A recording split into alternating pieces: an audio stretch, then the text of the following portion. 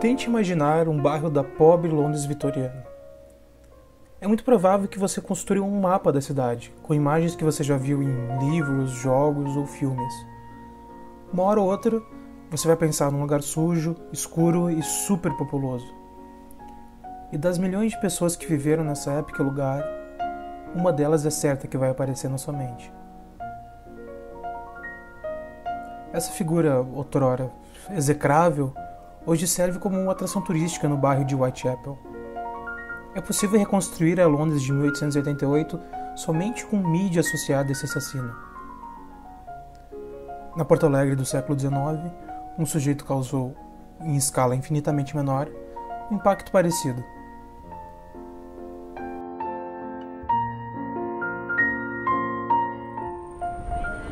Então, pessoal, a gente está aqui no centro de Porto Alegre, sábado de Halloween, 31 de outubro, 30 de outubro no caso. A gente veio participar de um rolê chamado Porto Alegre Mal Assombrado, é isso, né? É isso, Porto Alegre Mal Assombrado. Começa aqui na Otaviano Rocha, viaduto da Otaviano Rocha, e vai andar por alguns lugares mal assombrados aqui em Porto Alegre e vai contemplar a história ali do açougueiro, né?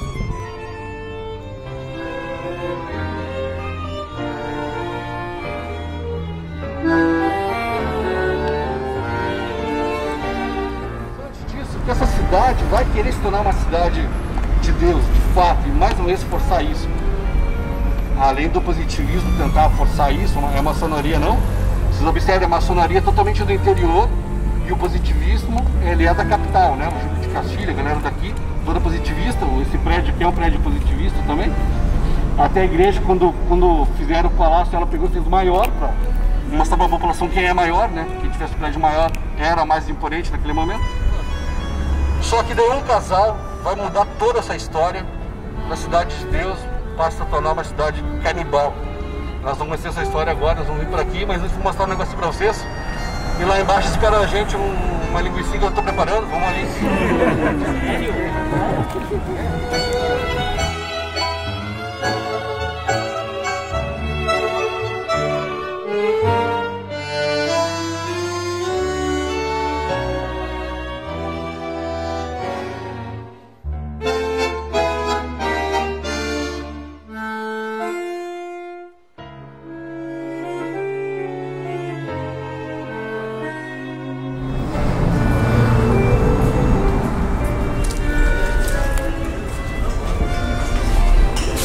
Está aqui atrás, que era o cemitério na época, né? Exatamente aqui nesse portão finalizava o cemitério e começava aqui a Rua do Arvoredo, que hoje é Fernando Machado, por ironia ou não, homenagear justamente um cara que tinha Machado no sobrenome, justamente o jeito, o machado, o instrumento que o José Ramos usava para matar as pessoas. Mas o que a gente vai ver aqui?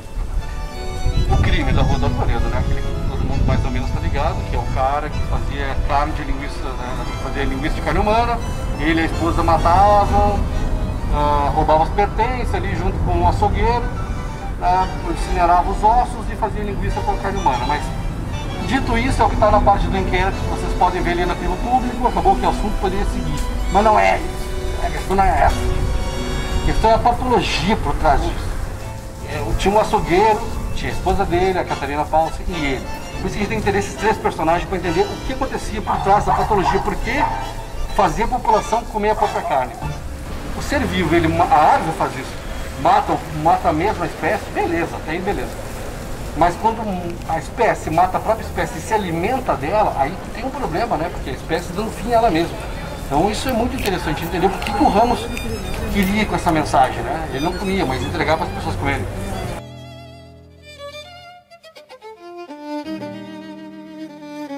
Opa! A gente está agora aqui na Praça da Demai, na atual Rua Fernando Machado, onde no século XIX era a tal Rua do Arvoredo. Ali era a casa de José Ramos, atrás da igreja, onde o padre encomendava os mortos, e do cemitério, onde o coveiro jogava terra nos defuntos. Bom, o Zé Ramos tinha os próprios compromissos com os mortos. Porcos, galinhas, vacas, bom, algumas outras coisas a mais. Bom, vamos entrar ali logo.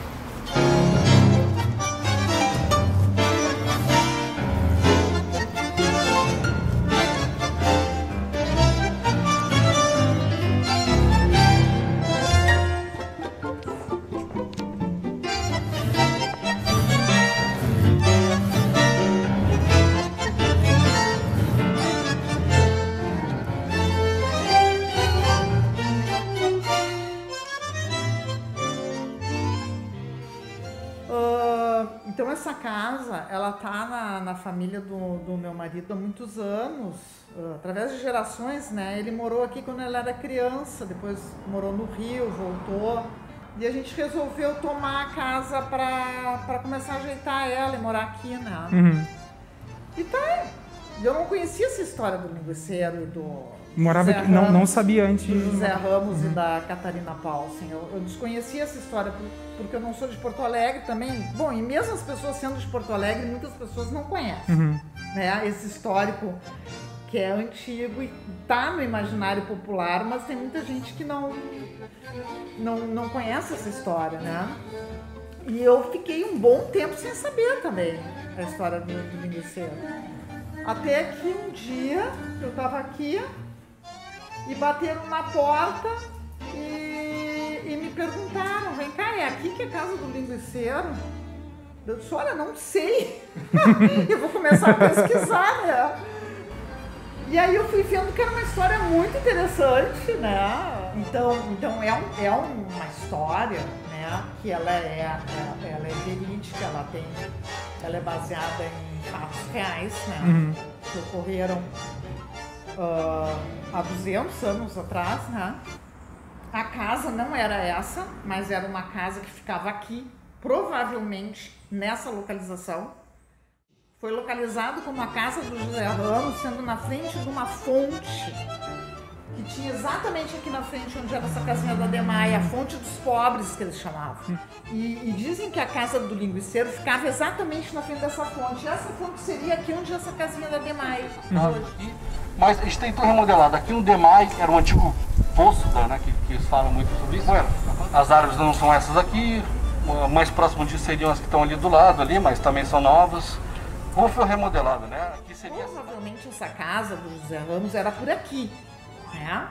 Nessa localização. Só que não é essa casa, porque essa casa aqui tem 116 anos, mais ou menos.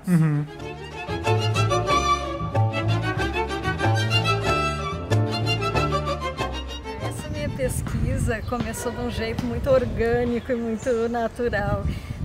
Eu estava namorando um artista plástico paulista que veio para Porto Alegre e queria conhecer mais de Porto Alegre. E a gente começou a fazer passeios. Começamos a investigar aqui e ali, quem morava nesse lugar, que história era essa dessa pessoa. E começamos a aprofundar. E a gente passou assim uns 5 anos indo para arquivo público, para todos os lugares, para tentar descobrir mais da história da Porto Alegre antiga.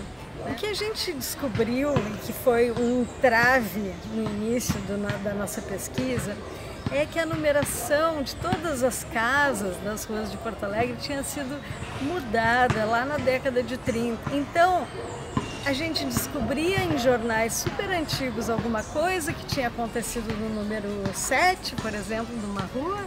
E quando a gente chegava na rua, não existia o número 7, existia o número 520. E a gente não sabia se era ali ou se não era ali. Então a gente teve que tentar entender como isso aconteceu. Porto Alegre, quando foi criada, as pessoas chegavam e botavam uma casinha número 1, uma casinha número 2, casinha número 3. Se eles construíam uma casinha no meio daquela da 2 e da 3, já botavam 2B. E era assim que funcionava, né? Era por ordem de chegada, de construção, e as pessoas iam botando as casas com numeração nas ruas. Então, na década de 30 e 40, que houve esse momento de vamos organizar a cidade. Então, nós decidimos fazer o seguinte, nós nos demos conta que nessa ocasião já existia guia telefônico. E daí nos deu a ideia, se a gente pegar um guia telefônico de antes da mudança Início da década de 30. Do início da década de 30 e pegar um guia telefônico depois da mudança, a gente vai ter os endereços e o nome das pessoas que moravam ali. Eu queria saber E daí é esse local físico onde estava o José Ramos. É este local físico que era a casa do Maestro Mendanha. Todos os personagens, sabe? O assalto, o famoso assalto da casa de câmbio que teve em Porto Alegre, que foi uma loucura, que eu ia usando o guia telefônico de 1929, né? Então ia indo. E era o antigo, número 20, ou número 8, e agora 1166, né? E assim ia indo. Então quando eu tinha algumas historinhas que eu ia descobrindo nos jornais, eu ia colocando aqui, ó, por exemplo, ó, aqui, ó, 329 Antigo 79, casa de Raul Terra, que acobertou Oscar Mena Barreto quando este raptou a Alzira Pinheiro, de 14 anos, dia 3 de 4 de 1927. Meses depois, o casal foi descoberto. Oscar foi preso e Raul fugiu da cidade. É uma matéria do Correio do Povo de 1927. Demolido, tá aí que não... Foi demolida. Né? No início do século, 1920, 1930, a cidade era muito bonita. O centro da cidade era muito bonito. Prédios lindos, assim, era uma coisa que parecia Buenos Aires. Mas daí foi se caracterizando da especulação imobiliária, né? Pois é. De novo, sem planejamento, sem organização, só quem comprar, comprou. Isso, não tinha essa coisa de tombamento, né? E ainda hoje tem uma prática horrível, né? Que as pessoas, se o lugar é tombado, as pessoas vão lá e tacam fogo, né? Muitas dessas casas que a gente fez, esse levantamento aqui, ele foi feito quando o Fábio veio morar em Porto Alegre, que era 1991, nós fizemos isso aqui até 1995. De lá pra cá, queimaram as 30 dessas casas aí, que a gente viu. Isso é muito triste, né?